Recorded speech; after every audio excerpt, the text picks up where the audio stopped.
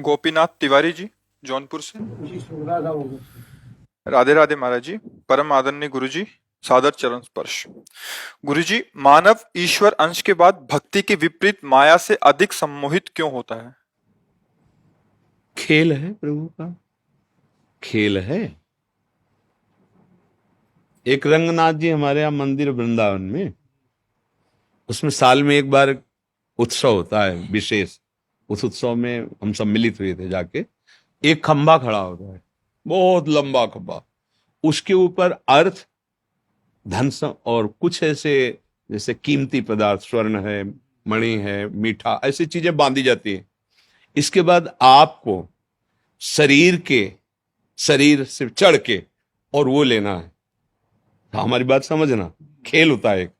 तो ब्रज के बड़े बड़े पहलवान केवल लंगोट पहन करके, मान लो 100 ऐसे खड़े होते हैं, ऐसे क्रम बाई क्रम चढ़ते हैं। और जिसने वो इनाम बांधा है उसी ने खेल रचा है, और वही चढ़ने की योग्यता की बात करता है वहां, और वही चढ़ ना पावे इसलिए घी, दही, पानी ये भर करके सीढ़ी से जितने शरीरधारी चढ़ते हैं उनके ऊपर डालते जा रहे हैं। अब चढ़ के दिखाओ, और जो चढ़ पाता है तो वो संपत्ति और वो इनाम प्राप्त करता है। ऐसे ही भगवत प्राप्ति ऊंचाई पर बांधी गई खेल है, मालिक का खेल है। इसके बाद ये शब्द, स्पर्श, रूप, रस, गंध, ये फिसलन डाली गई। अब चढ़ो, वही डाल रहा है फिसलन जिसने इनाम बांधा है। परम पद का अधिकार, परमानंद की अनुभव, चाहे सारिष्ट, सामीप्य, सायुज्य, जो भी चाहो पद वो प्राप्त हो जाएगा, पर फिसलन डाली जाएगी। अब तुम्हें फिसलना नहीं है तो कई बार देखा कि पहुंचते पहुंचते फिसल गए, पर वो लोग हारे नहीं। 4-5 बार में फिर वो पहुंच गए, पकड़ लिया। तो उससे हमें उदाहरण, अपने लोगों का जो दिमाग होता है ना, वो चिंतनीय होता है। हर घटना में, हर बात में अपने काम की बात निकाल लेना। तो उस भागवतिक मेले में, उस दृश्य में ये बात पकड़ में आई। ठीक ऐसे ही मालिक खेल खेल रहा है हमारे सामने। वो भोग रखता है फिसलन वाले, जिससे हम परमानंद स्वरूप अपने आत्मबोध या भगवत प्रेम पाने के लिए ही उसने वो भी रखा है। मानव देह भी दिया है, उसी का रचा हुआ है, पर फिसलन उसने जरूर रखी है। 1 बार फिसलो, 2 बार फिसलो, 3 बार फिसलो, पर हारना नहीं। चढ़ जाओ, चढ़ जाओ। तो कभी काम फिसला देता है, कभी क्रोध फिसला देता है, कभी मोह, कभी अहंकार, कभी ईर्ष्या, मत्सरता, नाना प्रकार की फिसलन वाला हमारे सामने खेल रचा जाता है। अब वो आकर्षण फिसलन वाला है ही रचा इसीलिए गया है कि तुम इसी में लगे रहो। अच्छा, लगे रहो तो मालिक का खेल है, आनंदित रहो। जब इससे ऊब जाना तो वो है चढ़ो। फिर ये चढ़ाई है, ये ऐसी चढ़ाई है, खड़ी चढ़ाई है, बिना सहारे के नहीं चढ़ सकते हो। इसमें गुरुजनों का, निकले हुए महापुरुषों का सहारा। गुरु जी सम्मोहित बहुत करती माया, भक्ति उतना नहीं कर पाती। वैसे सम्मोहन माया नहीं करती, आप मोहित हो रहे हो। हमें बताओ माया का रूप क्या है? हम सहन, वातावरण, खाना पीना, प्यार, दुलार, समाज, पुत्र। ये आप स्वीकार किए हो प्रभु। आपको कोई आकर्षित कर रहा है क्या? आप ही तो फंसे हो। एक ये आवश्यकता है ना। आवश्यकता बिल्कुल नहीं भैया, तुम्हें अज्ञान में हो। हमारे स्वरूप को कभी भी किसी भी तरह का अभाव नहीं व्यापता। अभाव देह को लेकर के होता है। गुरु जी एक बात हुआ, विंध्याचल में यज्ञ, वहाँ लड़ुआ जी वहाँ पढ़ते कर भूखे भजन हो, गोपाला ले ले आपन कंठी माला। ये भूख किसका विषय? प्राणों का विषय। पहले देखो, जहां आप बात कर रहे हो यहां शुद्ध आध्यात्मिक मार्ग की बात होती है। भूख का विषय कौन? भूख प्यास का विषय अगर थोड़ा शास्त्रीय ज्ञान हो तो समझ सकते हो। प्राणों का विषय है।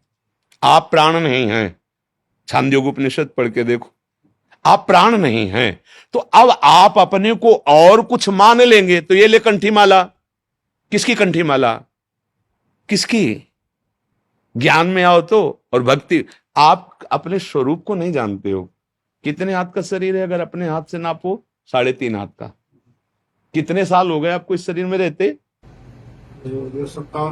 58 साल में 58 सेकंड भी कभी नहीं सोचा अपने स्वरूप को कि तुम हो कौन।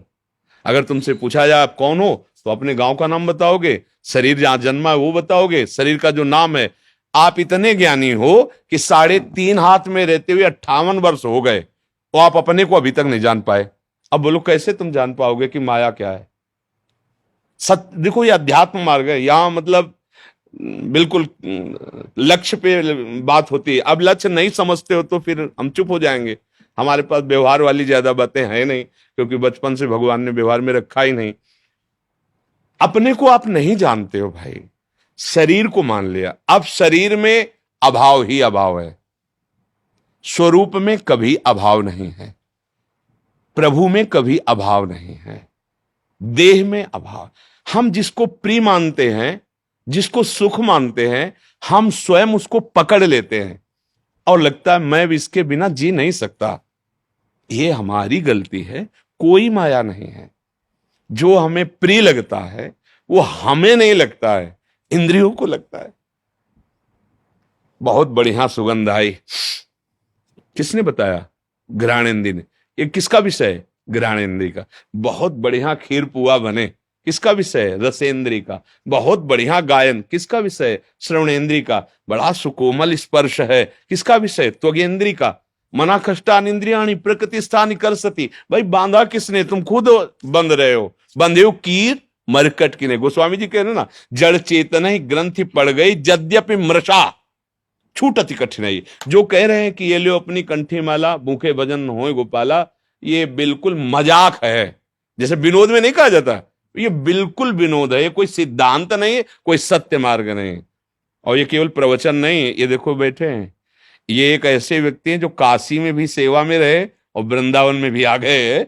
इनसे पूछो, ये जानते हो कभी किसी से मांगना नहीं, किसी के आश्रम नहीं जाना, भिक्षावृत्ति नहीं करनी, आकाश वृत्ति।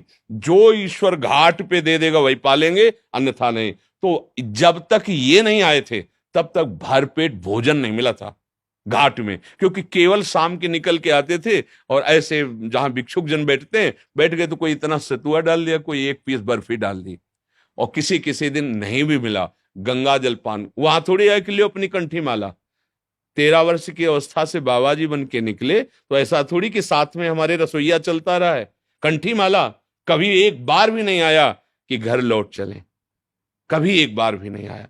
ये कैसे कह रहे हो कि लो अपनी कंठी? अरे गर्दन उतार दी जाए तो भी नहीं होगा ये लो अपनी का। ये उनकी बात है जो विषयों का बैलेंस बना के चलते हैं, परमार्थ को नहीं जानते हैं। ऐसा कैसे हो सकता है कि हम प्रभु के मार्ग में चले? लो अपनी कंठी माला मतलब सुख वांछा, देह भाव, इंद्री पोषण, ये एक मजाक में कहा जाता है। एक मजाक में जैसे कुछ शब्द बोले, ये सिद्धांत नहीं कहा जाता है। अपने को देह मानकर, मनुष्य मानकर भोगों में फंसा हुआ व्यक्ति आध्यात्मिक व्यक्ति है क्या? परमार्थिक व्यक्ति है क्या? वो तो विषयी है, देहाभिमानी है। कैसे समझोगे? अध्यात्म, अध्यात्म एक अलग क्षेत्र है। व्यवहार का जो आकर्षण है अलग से, हमारा माना हुआ आकर्षण। जैसे देखो, एक आदमी मांस खाता है, बहुत आनंदित होकर जाता है कि ये वाला दीजिए। और जैसे जो वैष्णव है, भगवत मार्ग के पथिक, जिन्होंने कभी, वो उस गली में जाते हुए घृणा करेंगे, लेकिन वो आदमी बड़े शौक से वहां जाएगा और नगद नगद पैसा देके कटवा के ताजा लाएगा। समझ रहे हो? एक आदमी वहां से जाता है तो घृणास्पद भाव लेके, कैसे इस गली से निकल जाऊं। और एक आदमी जाता है आनंदित होकर के उसमें। एक आदमी है जो अपने संयम और पवित्रता से, वो उस मार्ग से नहीं जाना जाएगा जहां मदिरा पी जा रही, जहां ऐसा। और एक आदमी है कि छीन झपट के पैसे लेके वहां पीता है जाकर। ये रुचियों की वैचित्रता है। कौन बांध रहा है तुम्हें? तुम ही तो बंधे हुए हो। ऐसे ही समस्त भोगों में कौन सा भोग ऐसा श्रेष्ठ है जो पवित्र और महान हो? हमें बताओ। सबसे ज्यादा चरम सीमा का भोग संसार में काम सुख रखा गया है। सब सुख एक तरफ और काम सुख एक तरफ। कहां से प्राप्त होता है काम सुख? मलमूत्र के भांड, शरीर के मलमूत्र के द्वारों से। कौन सी महानता है जहां स्पर्श करके रज लगा के धो, साबुन लगा के धो, उन अंगों की आखिरी सुख वृत्ति रखी गई है। कहां? आप विचार करके बताओ। सब मनुष्य शरीर में ही बैठे हो, ये तो अपने घर का जैसे सत्संग होता है वैसे बात हो रही। चरम सुख संसार का एक बात में है, चरम सुख काम, परस्पर भोगाकर्षण। इसके नीचे सब है। माता पिता छोड़ देगा, जमीन जायदाद छोड़ देगा, ज्यादा पड़ेगी तो फांसी लगा लेगा, लेकिन काम सुख नहीं छोड़ सकता। आखिर देख लो, आंखों में उठा के देख लो, पूरे परिवार का कत्ल करके भाग जाएगा, भाग जाएगी। जो आप शब्द देख लो, किसके लिए? बोले हमारा फ्रेंड है। किस बात के लिए? ना उसके तत्व को जानते हो, ना उसके तत्व को जानते हो, बिल्कुल केवल शरीर आसक्ति। और वो शरीर आसक्ति अगर उससे सुंदर भोग मिल गया तो उसको त्याग देगी। भर्तरी जी का चरित्र पढ़ के देख लो, क्या है ये, है क्या? बोले बड़ा आकर्षण। कहां आकर्षण है? मलमूत्र के द्वारों में। फिर आपको चुभेगा। रमा विलास राम अनुरागी तजत बमन जिमि जन बड़वा। जैसे उल्टी की जाए, कौन देखना चाहेगा उसे? कौन देखना चाहेगा? ये कौन सा भोग है ऐसा? बर्फी पेड़ा शीशा में रखे अच्छे लगते हैं, 2 मिनट की बाद खाओ और लील जाओ और उल्टी कर दो, फिर देख ले कोई। वही पदार्थ है वही, और 6 घंटा रुक गया तो इतना बदबूदार नीचे से निकलेगा, कोई देखना नहीं चाहेगा। क्या है यहां सुख? कौन सा सुख है? शरीर जब छूट अंदर से परमात्मा तत्व अंतर्धान हो जाता है, इस शरीर को रख के देखो, भय लगेगा तुम्हें उस कमरे में जाने में जहां शरीर रखा होगा। शरीर देखने लायक नहीं रहता। क्या है सुख? हमें बताओ कौन सा सुख है? भ्रम। अगर इसे भोग लूं तो मैं सुखी हो जाऊं। लाखों बार करोड़ों बार भोग के देख लिया है, कुछ क्या हाथ लगा? फिर वही वासना, फिर वही तृष्णा। कह रहे हो मुझे माया फांसे। अरे तुम खुद अज्ञानवश आसक्त हो रहे हो। कहां सुख है? कहां है? किसमें है? बताओ। अगर है तो तुम्हें तृप्त हो जाना चाहिए। मेरी मांग है कि मुझे ये मिल जाए। मिल गया, अब तो शांत हो जाना चाहिए ना कि भाई अब कृत कृत्य भयो में। जैसे केवट जी जो भगवान के चरणारविंद का प्रक्षालन करके चरणामृत पान कर रहे ना, तब प्रभु से कह रहा अब कछुलाथ अब नहीं चाहिए। जो खोज रहा था आनंद, बहुत काल में कीन मंजूरी, बहुत श्रम किया, फल तो आज मिला है रघुनाथ जी, आपके चरणों का चरणामृत पान करके, चरण पखार के। विश्राम कहां है? भगवान के चरणों में। बड़े बड़े चक्रवर्ती सम्राट अपने राज्य सुखों का त्याग करके और भगवान के भजन में जाकर विश्राम प्राप्त किया है। हम खुद फंस गए हैं, कोई हमें नहीं फांसे, हम खुद फंस गए हैं। सुख मानकर खुद फंस रहे। आप अच्छे से विवेक से बताओ कौन सा ऐसा सुख है जो स्थायी है, जो हमको सदा प्रसन्न रख सकता है, जो हमें क्लेश रहित कर सकता है? एक भी सुख बताओ। बोले अगर रुपया हो जाए तो फिर मस्त हो जाएंगे। जिनके अरबों खरबों रुपया है ना, टेबलेट से नींद आती है, शांति नहीं है, और चाहिए। क्योंकि अब इतनी पोजीशन बढ़ गई है, अगर इससे नीचे उतरे तो संसार क्या कहेगा? खुद फंस गया, कोई किसी को कुछ नहीं कहता, वो अपने आप में फंसा हुआ है। अब उसको चाहिए कि अमेरिका का जो सबसे बड़ा धनी है उसकी टक्कर हो, कि इंडिया में ऐसा, भारत में एक ऐसा धनी है जो विश्व लेवल का। विश्व लेवल का जब बन जाएगा ना तो दिमाग खराब हो जाएगा उसका। अब ये स्थिति नीचे न गिरने पावे, कोई हमें परास्त न कर पाए। कहां शांति? सब जगह अशांति, भय। गोस्वामी जी का अनुभव, तब लगी कुशल न जीव कहूं, सपने हूं मन विश्राम, जब लगी भजत न राम कहूं, शोक धाम तज काम। हम खुद फंसे भैया, हमें कोई नहीं फंसाए। कोई अगर हमें फंसा सकता है तो हम खुद फंसे, हम ही फंसाने वाले, हम ही मुक्त होने वाले हैं। बंदे कीर वो पकड़े कि अगर छोड़ दिया तो मर जाऊंगा, अगर छोड़ दे तो मुक्त हो जाए। बहलिया आता है, फांस के ले जाता है। बंदर ऐसे सुराई वैसे डालता है, छुआरे चने आदि ऐसे कस के पकड़ता है, लोभी। अब उसने सोचा मुझे किसी ने पकड़ लिया, अगर वो छोड़ दे पदार्थ तो मुक्त है। लेकिन वो सोचता है अब वो पदार्थ छोड़ता लगे, उसको लगता है मुझे कोई आया एक डंडा मारा बांध के ले गया। ऐसे ही काल भगवान ये पदार्थ फेंक दिए हैं, शब्द स्पर्श रूप रसगंध, हम इनको भोगने में लगे हैं और लगता है कि अब मैं इनके बिना जी नहीं सकता और मैं बहुत फंस गया और कोई है माया जो मुझे फांसे हुए। जैसे वो बंदर सोचता है कोई बंधन जो मुझे पकड़ लिया है, कोई पकड़े नहीं। एक दिन एक महात्मा किसी राजा से मिले तो राजा ने कहा महाराज सदुपदेश कीजिए। तो उन्होंने कहा भाई सदुपदेश का तो स्वरूप ये है कि राज्य का अभिमान छोड़िए, सेवक भाव लाइए और भजन परायण रहिए, भोगों में सुख नहीं है। तो उनका महाराज मुझे माया पकड़े हुए है, मैं बहुत विचार करता हूं पर माया मुझे छोड़ती नहीं। दूसरे दिन टहलने के लिए निकले राजा के साथ, और एक आम के पेड़ को ऐसे पकड़ लिया। बोले महाराज सैनिक बुलाइए और मुझे मुक्त करवाइए, इस पेड़ ने मुझे पकड़ लिया है, महाराज मुझे मुक्त कराइए। कहा महाराज आप तो ज्ञानी महात्मा है, ये जड़ पेड़ आपको कैसे पकड़ सकता है?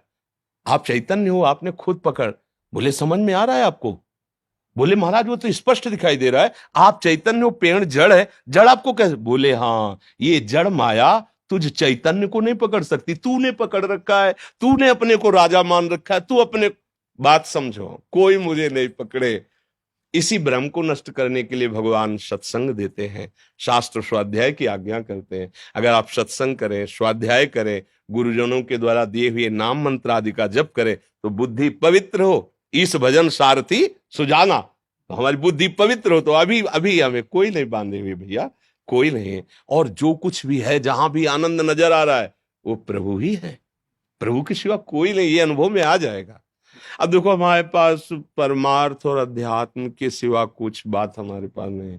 हाँ कि तुम वो हम तुम्हें जंतुर बांधे दे रहे हैं और हम तुम्हें आज से ये नहीं होगा, वो तो हम है राम कृष्ण हरि राधा राधा राधा, बस ये है।